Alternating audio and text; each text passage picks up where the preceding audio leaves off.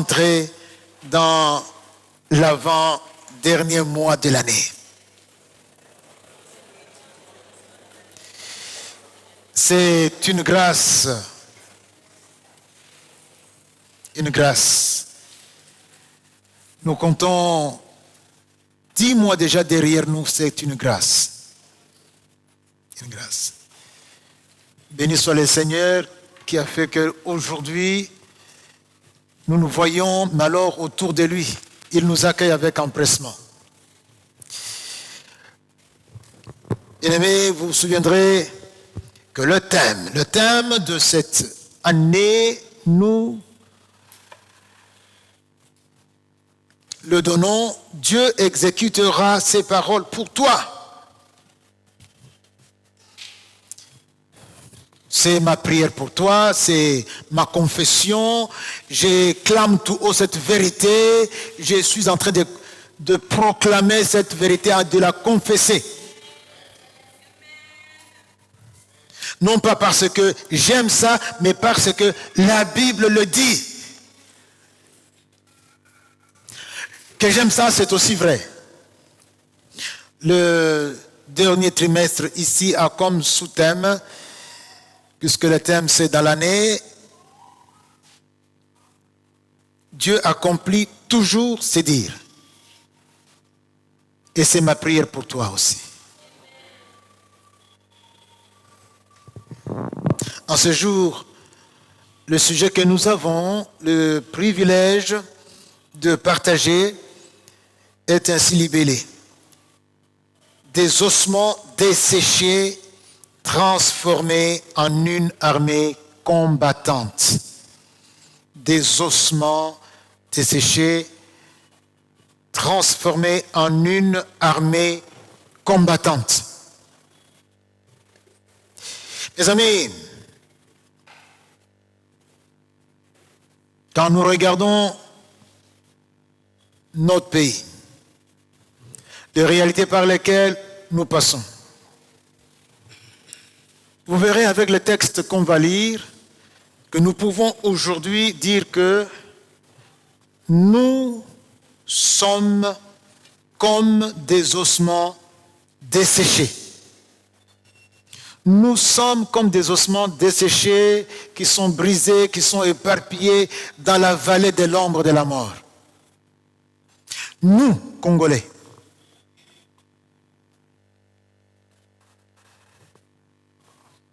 Mais ce que nous voyons dans les textes qu'on va lire nous servira de modèle, nous servira de parcours que nous devrions prendre pour que nous aussi, à l'instar de ce dont il est question dans ce texte, nous puissions, avec le même Dieu qui avait fait cela en son temps, nous puissions aussi nous engager sur la voie où le Dieu qui ne fait pas de favoritisme accomplit toujours sa parole, puisqu'il est attaché à sa parole, puisqu'il est fidèle à sa parole, puisqu'il est lui-même sa parole.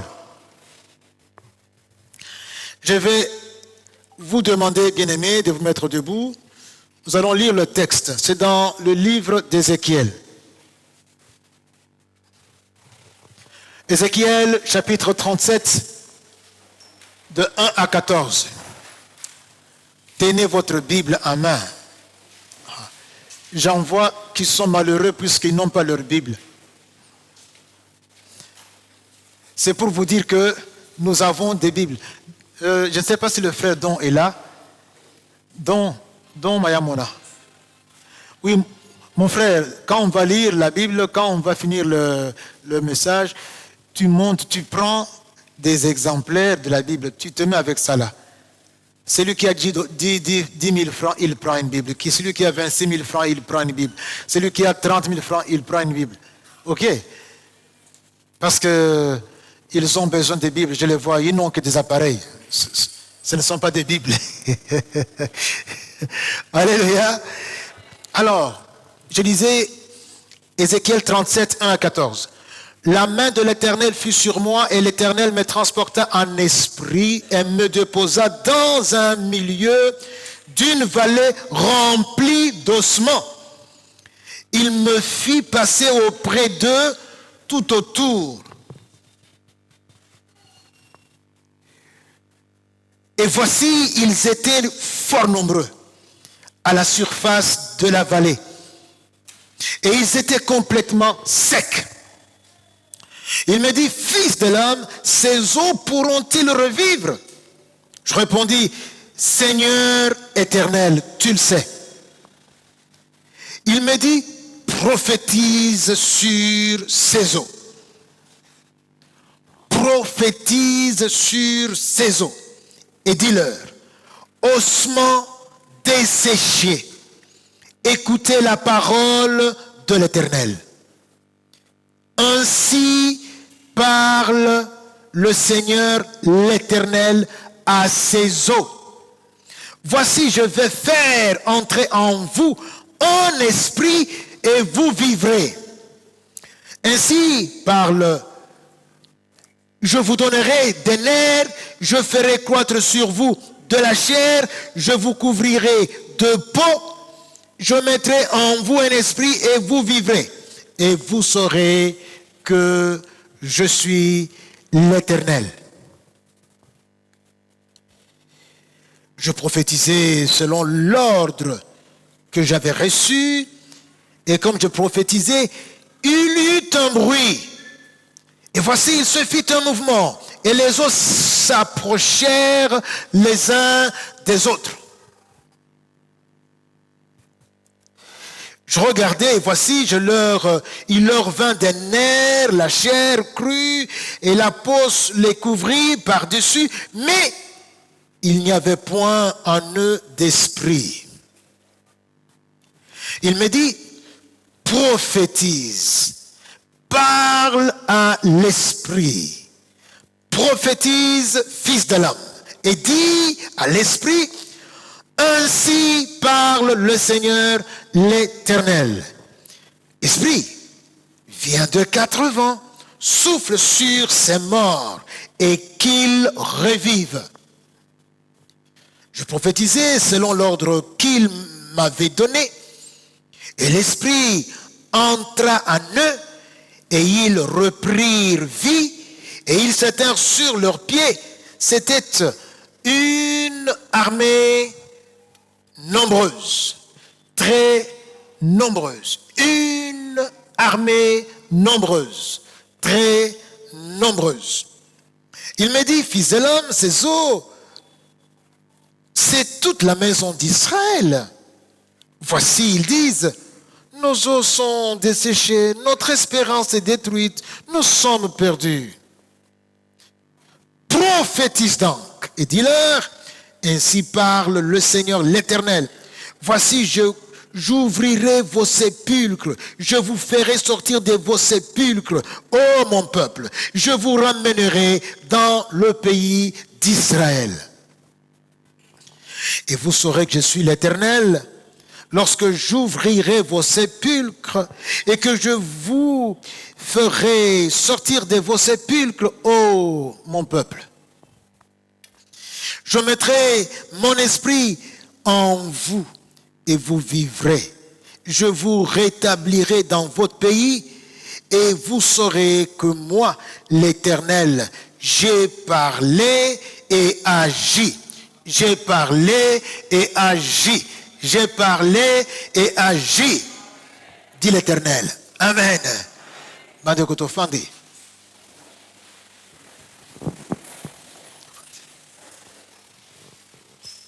Les prophètes se retrouvent ici avec une mission déconcertante, une mission assez bien singulière. La mission qu'il a, c'est celle de parler. Il doit se présenter devant une vallée non pas remplie des êtres vivants, mais remplie des ossements desséchés, des ossements même brisés, des ossements éparpillés.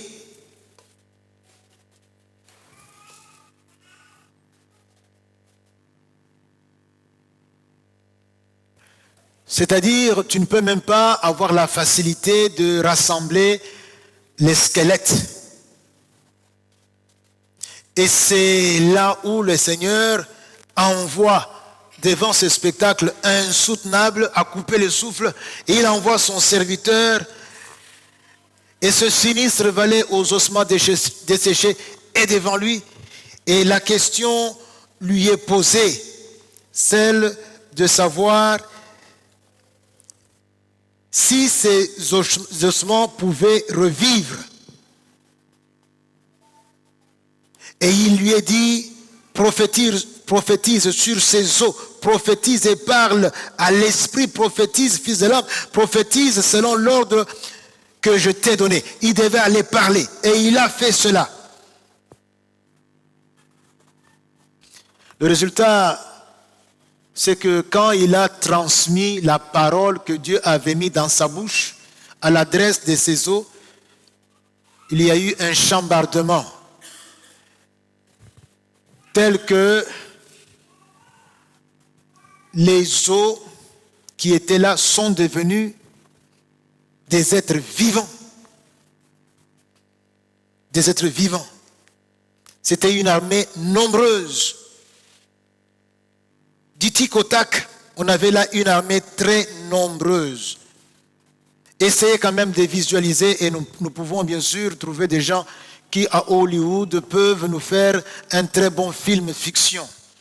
Vous avez des êtres, des êtres vivants qu'on a là, et alors qu'il y a un instant c'était des eaux éparpillées, des eaux.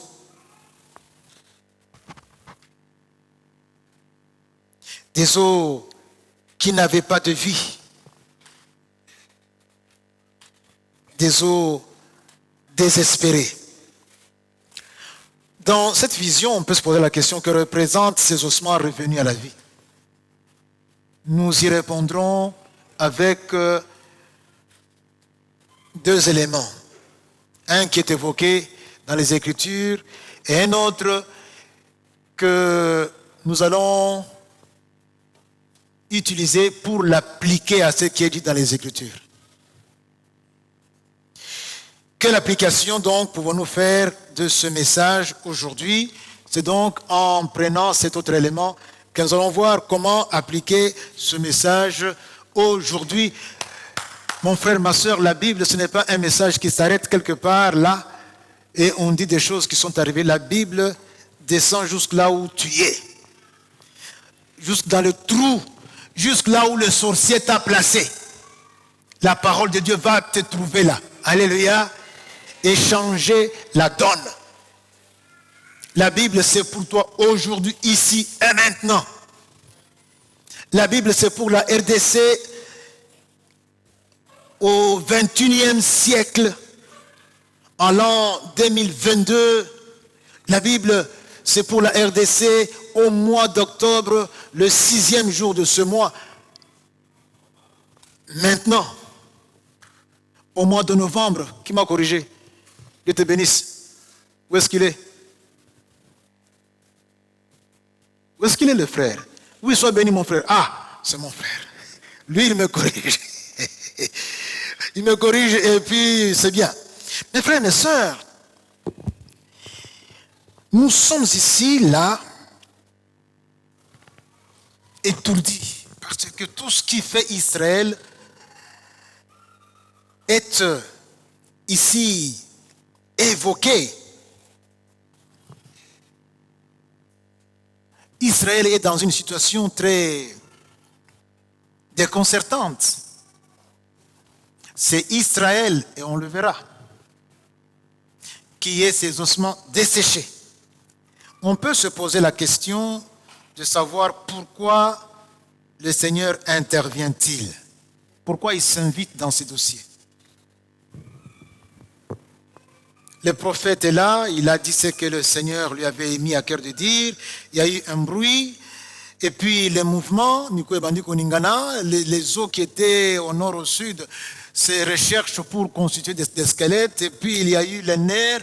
Ensuite, la chair a commencé à croître, et puis on a revêtu d'une peau Chaque squelette est devenu un cadavre. Et le prophète maintenant reçoit l'ordre de parler à l'esprit. Et l'esprit vient, le souffle de Dieu vient et donne la vie. Pour que ça bouge, qu'il y ait bruit, qu'il y ait mouvement, il fallait une intervention extérieure. C'est cette intervention que nous appelons l'intervention de Dieu. Et on se pose la question, c'est le premier point, pourquoi cette intervention du Seigneur? Pourquoi intervient-il? Mes frères et mes sœurs, les enfants d'Israël sont maintenant dans la dispersion. Celui qui parle ici, Ézéchiel, il est de la première vague qui a mené le royaume du sud à Babylone. Il est visité par la parole du Seigneur et même mandaté pour la communiquer. Tandis qu'il est là en diaspora, en captivité. Et là, le Seigneur intervient par l'entremise de son pasteur. Il communique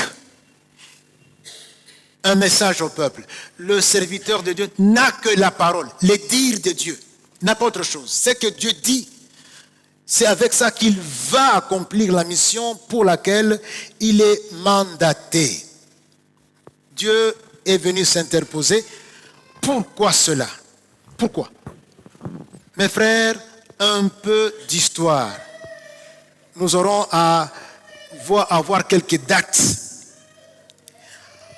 Rappelez-vous qu'en tant que Royaume-Uni, Israël ne l'a été que pendant 110 ans, de 1043 à 931, sous Saül, David et Salomon.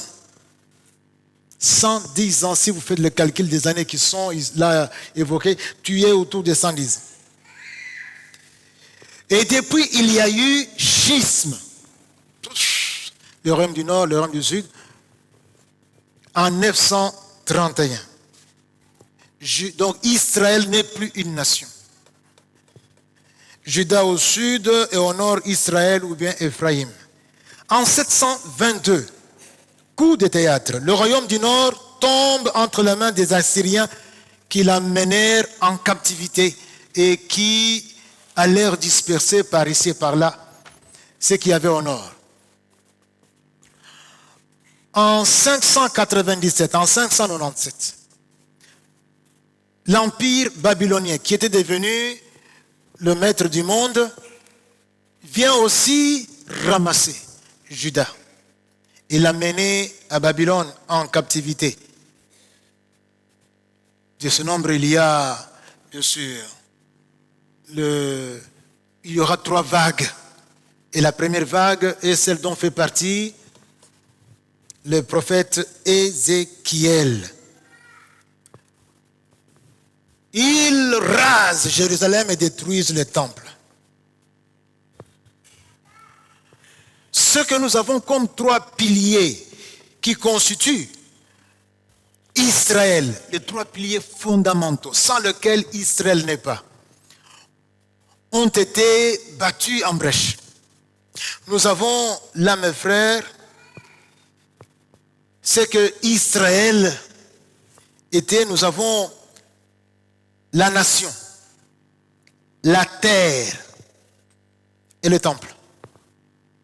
Or, le temple a été détruit, on a même emporté les ustensiles sacrés. Le temple, c'était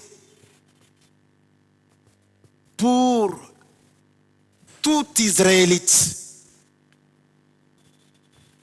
le centre religieux, tout tournait autour du temple. On venait même de partout en Israël pour adorer.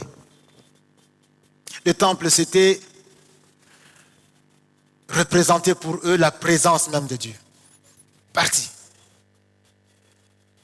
Avec la captivité, on a éloigné le peuple de sa terre promise. Souvenez-vous l'expression terre promise. Le pays de Hérez. La terre. La terre. La terre. Regardez comment il y en a qui veulent nous prendre notre terre. Ils ne veulent pas rester chez eux.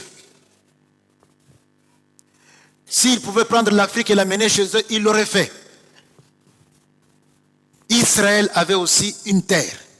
Et c'était une terre qui lui était promise. Non, Israël était maintenant en dispersion. Ce n'était plus même une nation par laquelle Dieu pouvait bénir d'autres nations. Non, elle n'existe plus. Et que dire, enfin,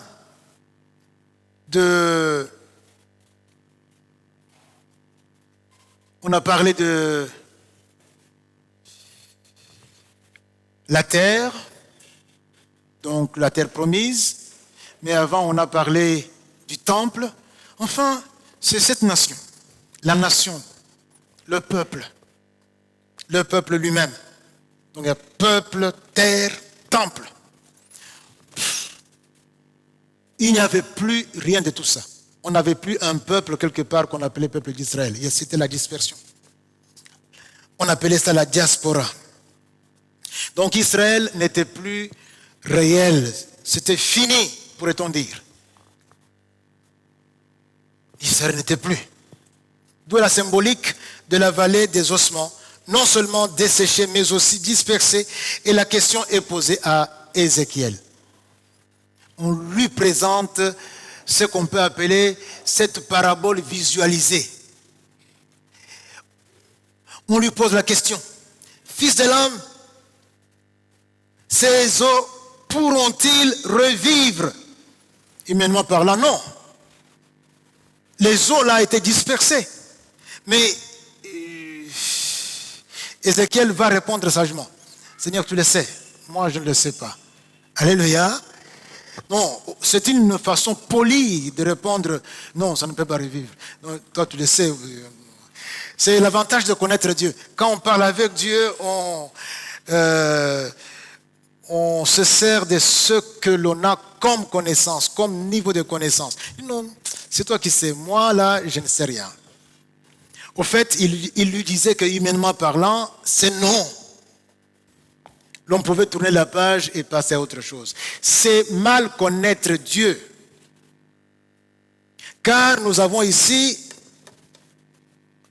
affaire au Dieu de l'impossible. Ce qui est impossible à l'homme restera toujours possible à Dieu. Il est le Dieu des alliances. Et les alliances l'engagent. Il reste fidèlement attaché à sa parole qui a été attachée à ses alliances. Je parle de la promesse, je parle aussi de la bénédiction véhiculée à travers ces alliances. Promesses et bénédictions en faveur de l'humanité qui devait passer par Israël. Bénédictions et promesses qui se sont incarnés en une personne, le Messie, qui est porteur du salut et porteur de la vie éternelle, lequel Messie devait naître d'Israël, dans une ville précise, sur la terre d'Israël. Or, Israël est maintenant en dispersion, en diaspora, parmi les nations, parce que il faut que vous sachiez qu'il y a la nation d'Israël et d'autres nations sur la terre. Mais maintenant, Israël n'est plus une nation à part. Israël se retrouve parmi les nations. Or, la promesse pour laquelle Dieu s'était engagé dans les alliances, c'était pour que le Messie, le salut qui devait nous parvenir de lui, ainsi que la bénédiction. Donc, il fallait que cela s'accomplisse sur la terre promise, sur le sol d'Israël. Donc on pouvait fermer la page, dire que bon, écoutez, Dieu, c'est vrai qu'il avait de bonnes intentions, mais devant les eaux desséchées dans la vallée, que peut-il? Je voudrais ici dire à quelqu'un, nous servons un Dieu toujours capable, un Dieu tout-puissant. Lorsque nous nous retrouverons devant des situations impossibles, des cas de détresse, des cas désespérés, rappelons-nous que notre Dieu est encore infiniment au-dessus de ces difficultés-là. Et c'est ce que, ici, Dieu est en train de nous communiquer comme message. Et si c'était fini, Israël se retrouve comme des ossements dans la sombre vallée de la mort. Des ossements dispersés, ça n'est fini. Voilà pourquoi il fallait que Dieu intervienne. Sans son intervention, rien n'allait se passer. Alléluia. Alléluia. Voilà. Dieu, il fallait qu'il intervienne si vraiment il tenait à ce qu'il avait annoncé. Si ça devait être la progéniture d'Abraham, d'Isaac et de Jacob, alors il fallait qu'il intervienne. C'est ce qu'il fit heureusement. Puisse Dieu intervenir dans la vie de quelqu'un là où il est bloqué devant des murs, devant des tonnes et des tonnes d'obstacles. Que Dieu intervienne pour changer la donne. La deuxième pensée que je partage avec nous, c'est une parole à l'adresse des ossements desséchés. Une parole, un davar, une parole. Mais c'est plus que ça. Une parole qui est vie, un rhéma, à l'adresse des ossements desséchés. Nous sommes là devant, mes frères, devant une catastrophe irréparable. C'est pourquoi le Seigneur Dieu de l'univers s'invite lui-même et il mandate pour cela un homme, son serviteur, un prophète, muni uniquement de la parole. Dieu fait savoir le projet de paix qu'il avait pour son peuple. Il dit, il annonce ce projet. Il dit ceci: prophétise sur ces eaux, dis-leur, ossements desséchés, écoutez la parole de l'Éternel. Ainsi parle le Seigneur l'Éternel à ces eaux: voici, je vais faire entrer en vous un esprit et vous vivrez. Je suis au verset 4 et au verset 5. Verset 6. Je vous donnerai des nerfs, je ferai croître sur vous de la chair et je vous couvrirai de peau. Je mettrai en vous un esprit et vous vivrez. Mes frères, Dieu est toujours derrière sa parole pour l'accomplir. Il a dit comme il a dit là, ça signifie quoi? Il va accomplir ça. C'est sorti, ça signifie accomplissement. Il dit, va leur dire ça. C'est pourquoi nous avons tout intérêt, mes frères, à aller écouter ce que Dieu nous dit chaque jour le matin. Qu'on ne passe pas un jour sans être parti nous trouver un temps avec Dieu. Dans une escapade, là où on se retrouve seul, et puis on l'écoute parce que ce qu'il va te dire va arriver. Mais il faut quand même l'écouter. Et c'est cela, ce que le prophète a le privilège de vivre. Il entend ce que Dieu dit. Le prophète lui-même nous raconte ce qui advint lorsqu'il va prophétiser, lorsque, comme un héros, il va communiquer les paroles que Dieu lui a données. Puissions-nous être tout simplement des caisses de résonance dont la bouche sert à faire entendre ce que Dieu dit. C'est ce que d'ailleurs nous recevons dans 1 Pierre 4, 11. Quand nous parlons, il faut que ça soit comme annonçant, comme distillant des oracles de Dieu. Quand tu ouvres ta bouche, c'est pour laisser Dieu parler. Ta bouche là n'est qu'une caisse de résonance. Puisse-t-il en être ainsi, même quand nous parlons aux subalternes, même quand nous parlons aux misérables des hommes, que ce soit pour qu'ils entendent les oracles de Dieu. Le prophète nous dit ceci au verset 7. Je prophétisais selon l'ordre que j'avais reçu. Ne va jamais dire ce dont tu n'as pas reçu l'ordre. Sinon tu te tais. Si Dieu t'a donné l'ordre d'aller injurier, va injurier. D'aller raconter des médisances, va donc médire de quelqu'un.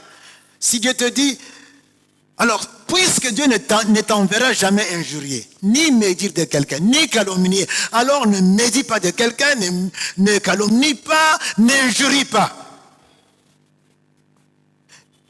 Paul, quand il parle, il nous dit, même des plaisanteries. Nous, là, on ne doit pas être dans les plaisanteries. Même les plaisanteries. Puisque quand il y a une plaisanterie, il y a toujours un qui encaisse. On fait des blagues, n'est-ce pas? Mais il y a un qui encaisse. Ça peut être moi ou toi. Et Paul dit, écoutez, il y a ma plaisanterie, botika yango. Il y a lieu de vivre sans plaisanterie et être heureux. Donc, je prophétisais selon l'ordre que j'avais reçu. Et comme je prophétisais, il y eut un bruit. Et voici, il se fit un mouvement. Et les eaux s'approchèrent les uns des autres. Je regardais, voici, il leur vint des nerfs, la chair crue, la peau, et la peau les couvrit par-dessus. Mais il n'y avait point en eux d'esprit. Mon frère, les paroles de Dieu que nous avons le privilège d'annoncer sont esprit et vie. Nous avons reçu mandat et on y reviendra nous aussi comme le prophète en tant qu'Église d'aller aussi proclamer ce que Dieu dit. Et quand nous allons avec cette mission, puisque nous laissons Dieu parler, bien ce que Dieu dit s'accomplit. Le prophète a été là devant un grand privilège. Il a obéi à Dieu pour oser s'adresser à des ossements desséchés. Et lorsqu'il a pris tout simplement les paroles de Dieu et les a ainsi débitées à l'adresse de ces ossements, voilà, il voit les choses, il voit donc tout bouger. Et ce que Dieu avait dit s'accomplissait. S'accomplissait, mon frère, ma sœur. Dans la suite, l'Éternel ordonna à Ézéchiel de dire à l'Esprit ceci. Ainsi parle le Seigneur l'Éternel. Esprit, viens des quatre vents, souffle sur ces eaux et qu'ils revivent. Le prophète va s'exécuter. Du tic au tac, il passe des ordres reçus à l'exécution. Au verset 10, je prophétisais selon l'ordre qu'il m'avait donné. Et l'esprit effectivement entra en eux. Et ils reprirent vie. Et ils s'étèrent sur leurs pieds. C'était une armée nombreuse, très nombreuse. À quoi sert une armée? Oui, à combattre. Donc non seulement ils sont en vie, mais ils sont déjà en position de bataille. Alléluia. Ils sont prêts à combattre sous les ordres du commandant. Une armée nombreuse. Et je voudrais dire à l'Église que nous sommes aussi une armée du commandant Jésus. Nous sommes une armée. Et ici, c'est tout un langage. Nous sommes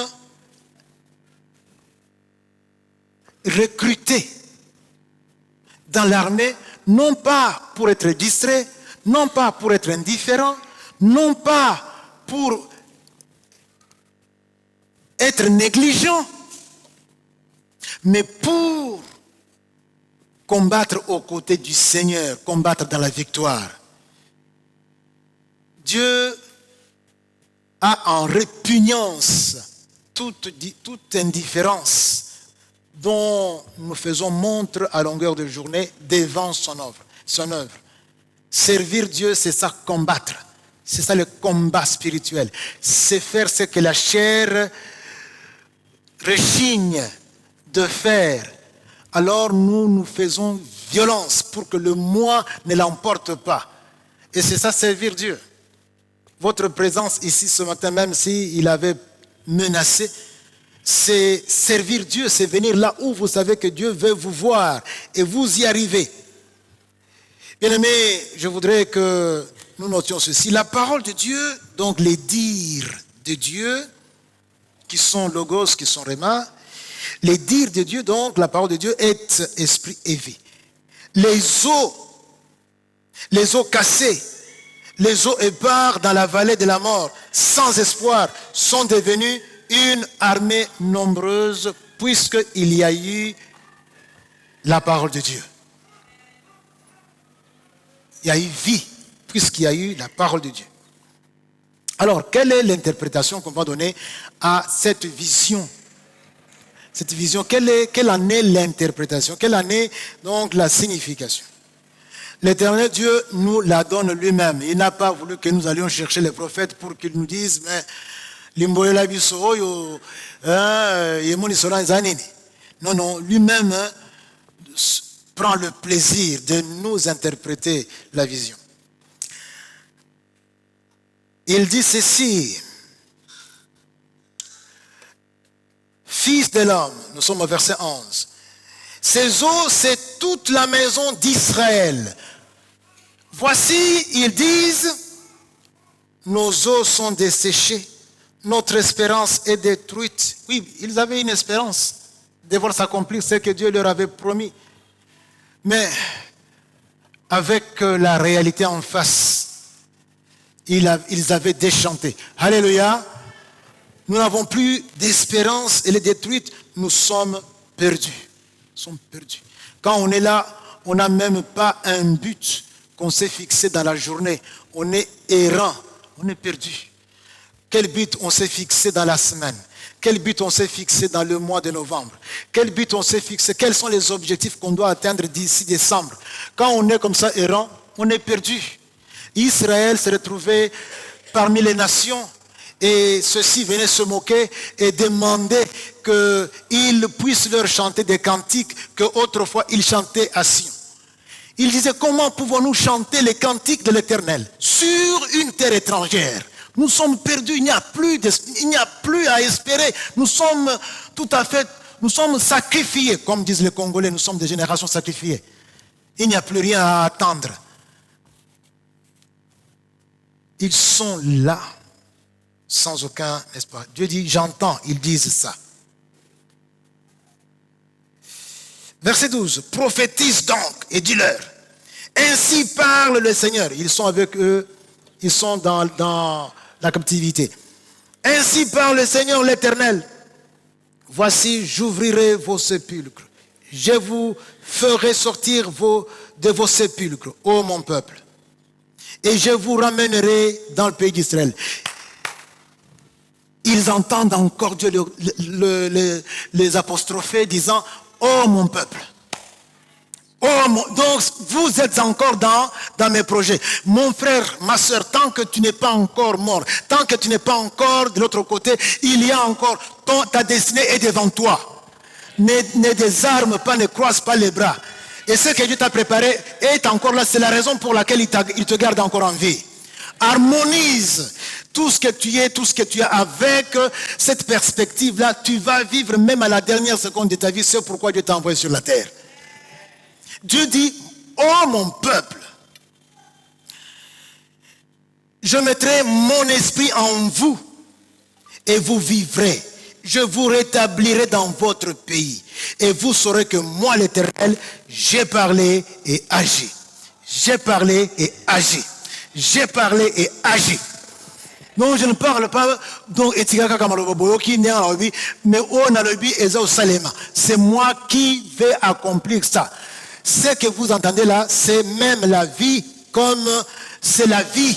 C'est ce qui est, c'est plus vrai que tout ce qu'on voit ici. C'est plus vrai que la réalité par laquelle vous passez. Et entre la réalité et la vérité, c'est la vérité qui l'emporte. Vous avez la réalité, vous êtes en dispersion, mais la vérité, c'est que vous êtes mon peuple. La vérité, c'est que je vais vous retourner dans votre pays. La vérité, c'est que je vais accomplir dans votre vie tout ce que j'ai promis, selon ce que j'ai déclaré dans les alliances que j'ai conclues avec Abraham, avec Moïse, avec David. Je vais le faire, moi l'Éternel. Et vous saurez que je suis l'Éternel. Alléluia. Alléluia. Mes frères, Terminons vite avec le dernier point. Un réma d'autrefois, mais un paradigme pour la RDC aujourd'hui. Et quand je dis aujourd'hui, c'est ici et maintenant. Paradigme, c'est tout simplement un modèle à suivre, une référence par rapport à laquelle nous allons maintenant nous conduire, penser, parler. Donc, ce que Dieu avait donné comme réma à Israël, nous pouvons nous en servir comme paradigme aujourd'hui dans la réalité par laquelle nous passons. Car il faudrait tout simplement, mes frères, jeter un coup d'œil rapide dans les rétroviseurs de l'histoire. Histoire avec grand H. Pour ce qui concerne la RDC, nous avons connu tout. Et là, je vous demande de retenir votre souffle. Parce que ce que je vais vous dire ne va pas beaucoup vous plaire. Déjà, ça ne m'a pas plu, moi, donc, a fortiori. Moi, comme je suis comme vous, donc, vous allez être malheureux comme moi. Nous avons été, passez-moi le mot, c'est moi qui le fabrique, nous avons été esclavagisés.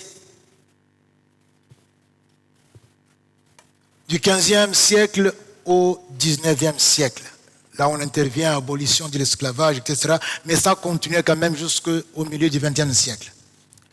Après l'esclavage, donc l'esclavagisme, nous avons, nous Congolais toujours, été chosifiés. Nous sommes devenus une propriété privée d'un monsieur à une barbe charnue. Un petit monsieur, il a décidé que nous sommes sa propriété. Il pouvait faire avec nous, avec ce qu'il y avait dans ce pays, tout ce qu'il voulait. Et il a appelé ça État indépendant du Congo. Indépendant, s'il vous plaît. L'EIC. Nous étions la propriété privée de M. Léopold.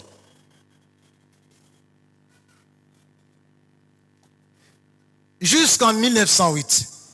De 1908 à 1960, le Congo devient Congo belge. Nous là, on devient Congo belge. Je ne sais pas quand la Belgique deviendra Belgique congolaise, mais nous on était Congo belge. Colonisation. Nous étions colonisés. Donc, esclaves, propriété d'un monsieur, puis colonisés. Et quand on dit coloniser, c'est qu'on ne fait que puiser. Mes frères, on n'a fait que changer de gueule de prédateur. On n'était que là, dans une gueule d'un prédateur, dans une autre, donc d'un fauve. On a changé de fauve, tout simplement. C'est ce que je me disais. On en avait bavé avec Mobutu, avec Léopard. Et puis quand Kabila arrive, il met les lions. J'ai dit à ceux qui étaient autour de moi, mes amis, j'ai l'impression qu'on ne change que de gueule de fauve. On quitte de la gueule d'un lion, d'un léopard pour entrer dans la gueule d'un lion. Donc il faut que nous nous préparions. Alléluia. C'était des blagues, mais quand on a vu ce qui s'est passé, regardez, jusqu'en 1960, indépendance. Indépendance de 1960. Indépendance sur papier. Ça s'appelle néocolonialisme jusqu'à ce jour. Faites une étude, donc vous verrez, nous sommes néocoloniaux. Donc nous sommes encore. Nos anciens maîtres maintenant se sont coalisés entre eux. Ils se présentent maintenant devant nous comme des multinationales. Ils viennent comme des nébuleuses qu'on ne sait pas distinguer. Mais c'est toujours le même. Pour puiser, et sur notre dos, même la guerre que nous avons aujourd'hui à l'Est. La guerre là, c'est dans le cadre du néocolonialisme. Vois un chat qui prend ton os et qui la met dans la bouche. Essaye de dire, chien, donne-moi, c'est à moi. Tu peux avoir tous les beaux yeux que tu peux avoir, il ne le fera pas. Je me rappelle quand j'étais petit. Ce n'est pas comme vous ici maintenant, là, vous jouez avec les choses. J'avais eu mon pain. Et je voulais manger, j'avais mis de l'huile dans mon pain. Le temps de mettre mon pain par là, Un canard est passé et il a pris mon pain. Et moi derrière le canard. Et finalement, je cours le canard. Il a fallu que j'arrache mon pain du bec du canard. Mon pain à moi, mon pain. Le pain, quand tu l'avais, c'était vraiment de nous qui avons vécu ce que nous avons vécu. J'ai dû arrêter, mais j'étais malheureux puisqu'il n'était plus comme je le voulais.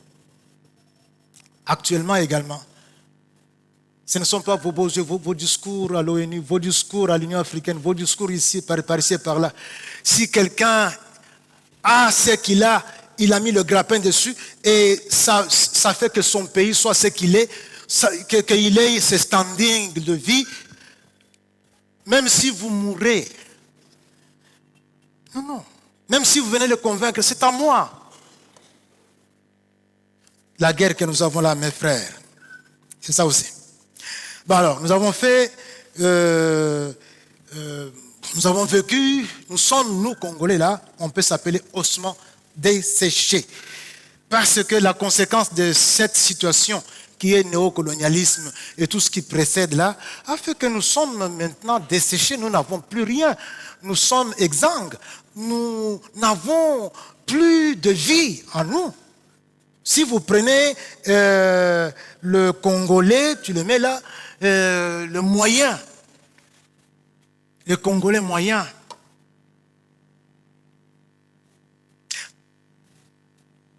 c'est $2, moins de $2 par jour. Ce n'est pas la vie, ça. Ce sont des conditions infra-humaines. Mais tant que ça continue comme ça, ils peuvent construire leur pays, ils peuvent en tout cas devenir riches. Et puis, il y a un laquais, ici à côté, qui se croit être devenu quelqu'un parce qu'il a derrière lui des puissants et il facilite le trouble dans notre pays pour qu'il ait un laquais. Il doit le savoir. Il doit le savoir. Et ce que nous sommes en train de vivre maintenant fait que les autres sont, ils ne nous le rendront jamais parce que nous sommes Congolais. Non. C'est pourquoi vous avez entendu, écoutez, mes frères, poursuivons le canard. Allons chercher le pain. La guerre, nous sommes en pleine guerre. Et quand vous priez, tenez compte de ça. Nous sommes en pleine guerre. Ce n'est même pas une révélation, mes frères. C'est quelque chose que nous vivons, qui est bien connu. Tu vois, tu prends un Congolais lambda, tu as donc tout simplement à faire un deuil quand tu fais le compte. Ce n'est pas une vie, nous sommes en train de vivoter. Notre richesse dont on parle là, elle est virtuelle. Il y en a qui s'en servent comme ils veulent. J'ai parlé au premier culte de cette histoire. Je suis à Moanda, un de mes amis, Roland il s'appelle, qui est aussi ami de mes enfants. Il allait avec moi vers Sianfumu, c'est là où il y a le littoral d'où partaient les esclaves qu'on a menés. Puisque quand tu es là, le Brésil est par là. Tu regardes comme ça, le Brésil est par là. Et si on pouvait voir plus loin, on verrait ça. Mais c'est quand même tellement loin qu'on ne voit que la mer. Mais si tu vois là, les cartes, on a mené. Quand on allait sur la route, il arrête le véhicule, il me dit, regarde, pasteur, ça, le nom m'échappe toujours. Hein? Vous voyez ces histoires qui apparaissent quand on extrait le pétrole. Comment ça s'appelle? Comment? Oui, non, mais les machines là, ça a un nom. Non. Oui, c'est à peu près ça. Je ne sais pas, je suis très fatigué, je ne me rappelle pas. Mais en tout cas, ce que vous voyez qui fait ça là, ces machines-là, me montre, oui, parce que regarde, là c'est... oui, c'est Aperenco, la société. Ça c'est onshore. Ce que vous avez là, c'est offshore. Moi, je ne voyais que ce qui était sur l'eau. Et j'étais content comme un idiot. Pourquoi j'étais content? J'allais enfin voir comment on On extrait le pétrole et puis comment on met ça dans les camions et puis ça part. Je dis, mais est-ce que ça fonctionne? Puisqu'il y a... Oui, regarde, ça tourne là. Donc c'est qu'on est en train de pomper. Je dis, mais pourquoi je ne vois pas des camions? Non, pasteur, non. Donc là, c'est des pipelines là, c'est descendu là, c'est en bas là, c'est entré dans la mer là, et là où ça va sortir, toi là et moi, on ne voit pas. Ça m'a donné une colère. J'ai failli vomir. Donc, toutes ces années, et vous savez bien que c'était un sujet tabou pendant que Mobutu était au pouvoir. Donc, on a construit des pipelines sous eau. Ça va sortir là, et ils prennent dans des bateaux, ils emportent. Ni vu ni connu. Et toi et moi ici, nous sommes ici, nous pouvons bien souffrir. Donc, c'est comme ça avec tous nos minéraux. C'est en Europe qu'il y a les sociétés, qu'il y a les usines de transformation. Le raffinage pour le pétrole, ce n'est pas ici. Ça, c'est le néocolonialisme. On m'a même dit des noms des dignitaires sous Mobutu qui avaient des puits de pétrole. Donc, tout ce que ce puits-là produisait était pour eux. C'était comme ça pour que les autres puissent aussi prendre tout ce qu'ils veulent. Alors, ce que ça produit, ce puits-là, c'est pour la famille telle. On m'a dit ça, c'était pour telle famille, telle famille. Des choses qui sont accomplies même avec la complicité de nos frères et de nos sœurs. Que faire en tant qu'Église? Nous devons recourir, comme je disais, au paradigme de la vallée des ossements desséchés. Cela a marché avec Israël. Pourquoi ça ne marcherait pas avec nous? Puisqu'il s'agit du même Dieu qui est un Dieu qui ne fait pas de favoritisme, un Dieu sans exception. Mes frères, il est dit ceci dans Ésaïe 34, verset 16, « Consultez le livre de l'Éternel et lisez. » Consultez. Ne manquez pas ce livre. Consultez ce livre. Lisez. Consultez le livre de l'Éternel et lisez. Aucun d'eux ne fera défaut. Ni l'un ni l'autre ne manqueront. Car sa bouche, monokonaye elobi, sa bouche l'a ordonné. Puisse le Seigneur déclarer des choses sur toi, mon frère, et sur toi, ma sœur, dans le sens de te bénir. Ça va s'accomplir. Tu ne comprendras pas comment. Ça va s'accomplir. Car sa bouche l'a ordonné. C'est son esprit qui les rassemblera. Donc Dieu dit et son esprit s'occupe de l'accomplissement. Or, vous savez bien que la bouche de Dieu dit la vérité et l'esprit de Dieu est tout puissant. Quand Dieu a dit, donc cela va s'accomplir. C'est son esprit qui va accomplir cela. Alors, c'est pourquoi, mes frères, le bonheur est reconnu comme étant un lot de celui qui fait cela, de celui qui accourt pour s'approprier la parole de Dieu, le livre des dires de Dieu, les livres des dires de l'Éternel. Et il est dit ceci dans Apocalypse 1, verset 3. Heureux celui qui lit. Heureux celui qui fait quoi? As-tu lu? As-tu lu? Pas lit. Le lit, c'est autre chose. Hein? As-tu lu? Demande au voisin. Maman, demande au prophète. Hein? Maman, Tuna, as-tu lu le livre? Mon frère Tunangai, as-tu lu? Pas lit. Lu. As-tu lu?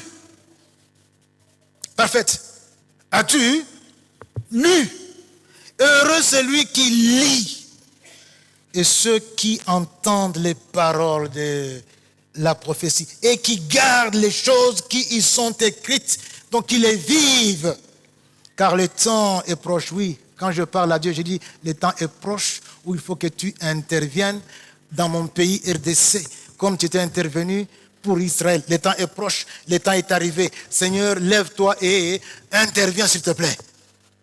Interviens, car le temps est proche. Que dit Dieu à Ézéchiel? Il dit, prophétise sur ces eaux. Ça y est. Prophétise sur ces eaux.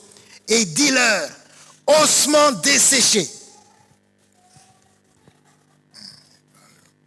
Ossements desséchés, écoutez la parole de Dieu. Écoutez quoi? La parole de Dieu. Bien-aimés, nous devons un peu vite terminer. Alors, le conseil est que nous devons recourir au livre. Ce sont les dires de Dieu, et ces dires ont tout simplement la faculté de s'accomplir, puisque Dieu dit et l'Esprit de Dieu va faire accomplir cela. Recourons à la parole. Approprions-nous de cette parole et appliquons cette parole à notre vie. Nous, c'est qui? Nous, c'est l'Église. Et ce faisant, l'Église se revêt de son manteau de prophète pour accomplir son mandat prophétique. Ça veut dire quoi? Devant n'importe quelle situation, l'Église a ce que Dieu dit en rapport avec cette situation. Et alors voici ce qu'il faut faire dans cette situation. Voici ce que nous devons ne pas faire. Voici ce que Dieu est en train de nous dire.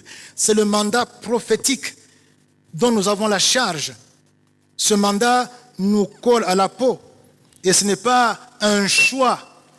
Ce n'est pas nous qui choisissons ou qui ne choisissons pas. C'est un mandat pour lequel nous sommes. Et voilà comment Paul en parle. Il en parle autrement ailleurs, mais aussi ici dans la première épître de Paul aux Corinthiens. Nous sommes au chapitre 9, le verset 16. Paul dit ceci à propos de ce mandat. En tout cas, il fait allusion à une fraction de ce mandat, mais ce qui concerne une fraction concerne tout le reste. Voici ce qu'il dit.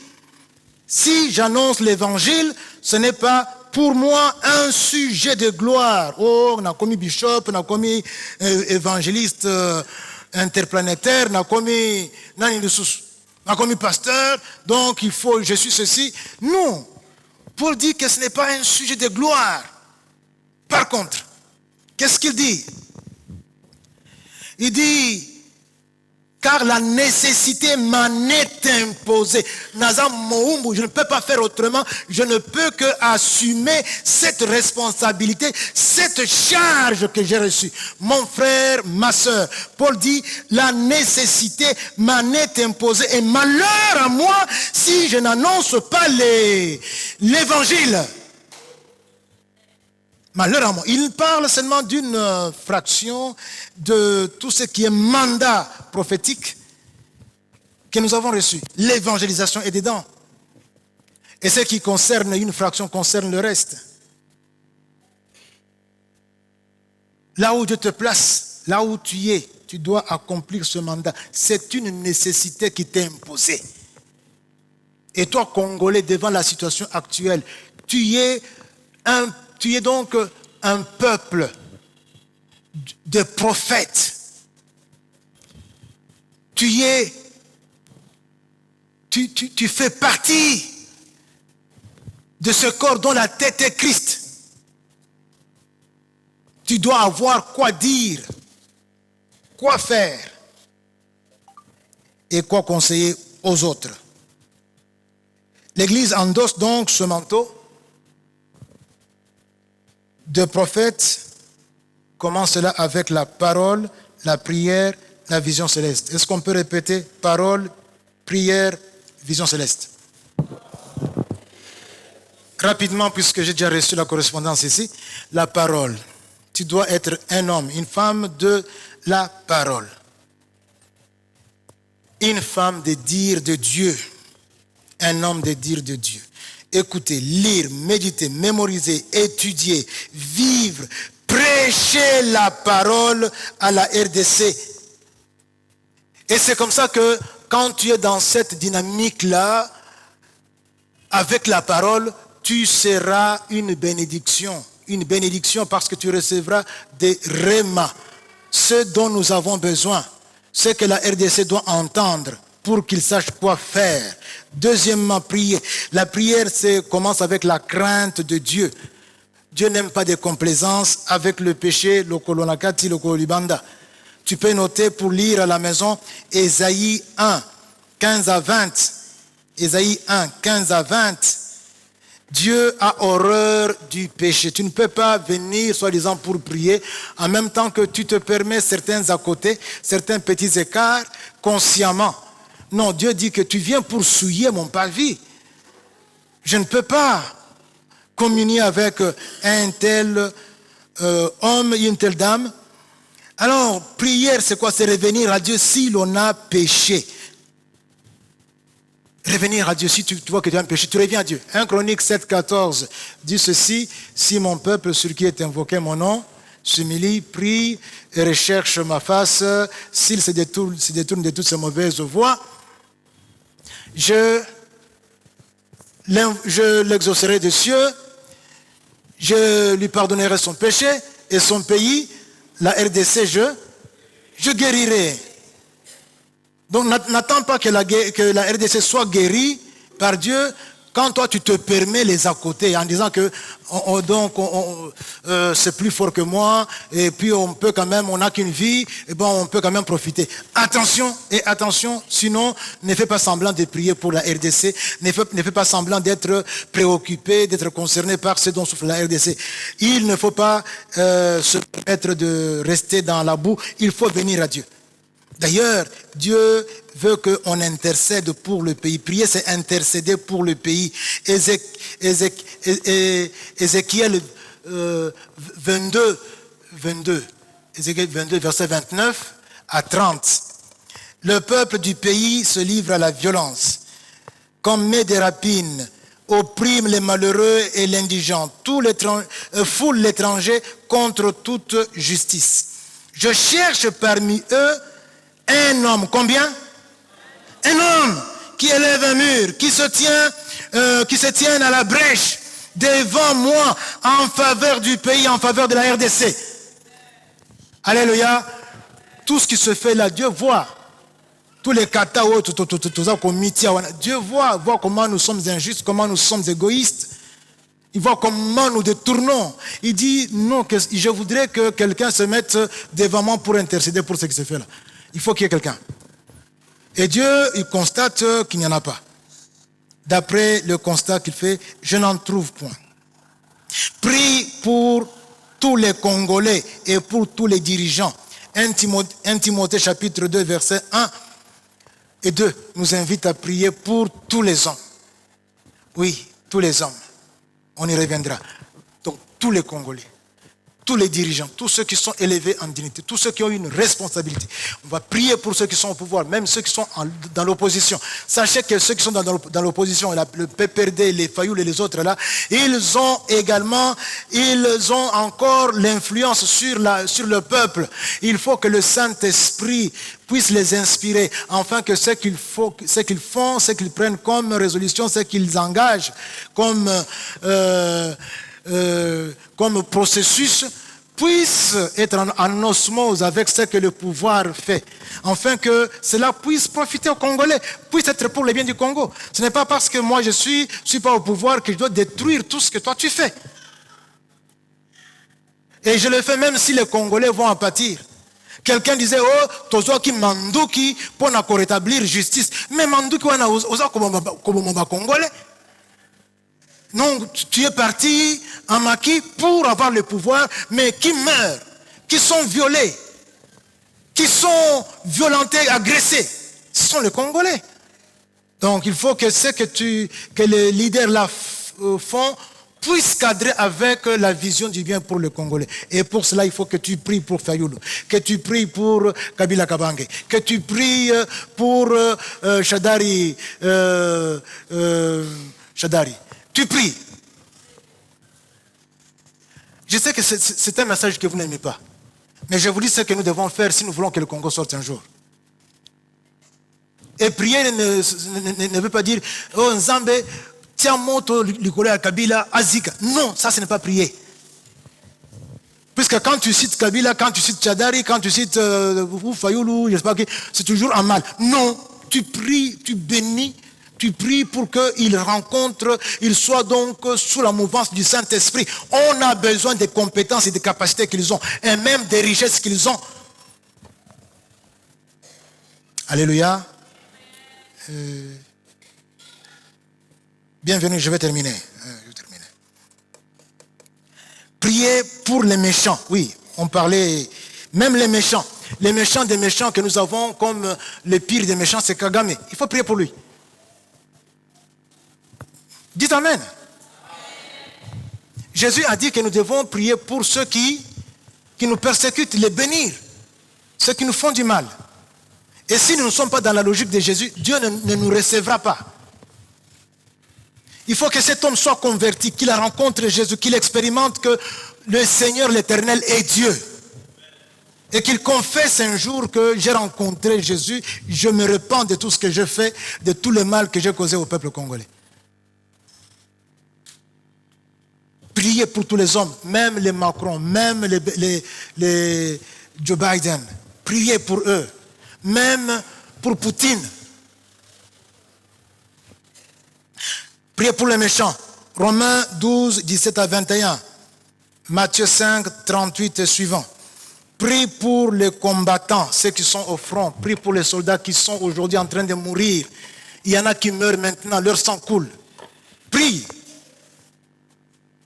Ce sont les fils du pays. Prie pour nos frères et sœurs qui sont en train d'être pourchassés maintenant, qui sont en brousse. Prie pour des femmes et des filles qu'on est en train de violer maintenant, s'il vous plaît. Prie. Tu ne dois pas passer ton temps devant Fali Ipupa au stade en train de danser pendant que les gens meurent là à l'est. Prie, prive-toi de ce que tu as. Et du temps, prie pour ce qui nous arrive. Nous sommes en guerre. Prie et engage-toi d'une façon ou d'une autre, même s'il faut que tu sois sous le drapeau, avec l'uniforme. Vas-y. Si Dieu te convainc, vas-y. Fais tout ça avec Dieu. Terminons avec pour la prière. Prie pour la fin de la guerre, pour le shalom, puisqu'il n'y a que l'Éternel qui met fin à la guerre. Que la guerre ici prenne fin. Qu'elle ne soit pas une guerre qui s'éternise. Qu'elle prenne fin, que nous ayons la victoire et puis que nous rentrions bâtir notre pays et que nous puissions jouir de ce que Dieu nous a donné en paix. Vision céleste, rapidement, je regrette, j'en parlerai une autre fois, le temps est largement passé. Mais il faut travailler tout ça avec la vision céleste. C'est Dieu qui est devant. Comme ça arrive avec Israël, il doit passer par Christ. De même, tu dois aussi, ce que tu as comme architecture de dynamique pour amener ce pays dans le bonheur que Dieu lui a dessiné, doit être dans la visière de la vision céleste. C'est pour la gloire de Dieu. On peut en parler une autre fois si Dieu veut bien. Je vais conclure et je vais vous demander de vous mettre debout, mes frères. Mes sœurs, si vous voulez vous mettre debout. Est-ce que vous croyez comme moi que la RDC, nous sommes des ossements desséchés? Est-ce que vous croyez à cela? Ah bon, je vous pose une question de la part du Seigneur. Ces eaux peuvent-ils revivre? Voilà, nous savons. Ces eaux peuvent revivre. Alors, lève-toi et intercède. Lève ta main, je vais te dire le sujet. Confesse pour toi, pour ton peuple, pour tes dirigeants. Confesse.